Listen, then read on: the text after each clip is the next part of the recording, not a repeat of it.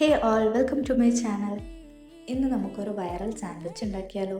So അതിനുവേണ്ടി നമുക്ക് ആദ്യം വേണ്ടത് ഒരു ഇഡ്ഡലി പാത്രമാണ്. അതിലേക്ക് നമുക്കൊരു 3 മുട്ടയും കുറച്ച് ചിക്കനും കുറച്ച് വറ്റൽമുളകും വെളുത്തുള്ളിയും കൂടെ ഇട്ടിട്ട് ഒരു 5 മിനിറ്റ് അടച്ചു വയ്ക്കാം. 5 മിനിറ്റിന് ശേഷം ഇതൊന്ന് ഓപ്പൺ ചെയ്ത് നോക്കുക. ഇതുപോലെ നല്ല സെറ്റായി വന്നിട്ടുണ്ടാവും. ഇനി ഇത് നമുക്കൊരു മിക്സിൻ്റെ ജാറിലേക്ക് മാറ്റാം. മുട്ടയും വറ്റൽമുളകും വെളുത്തുള്ളിയും മാത്രം ഇടുക. ചിക്കൻ നമുക്ക് മാറ്റി വയ്ക്കാം.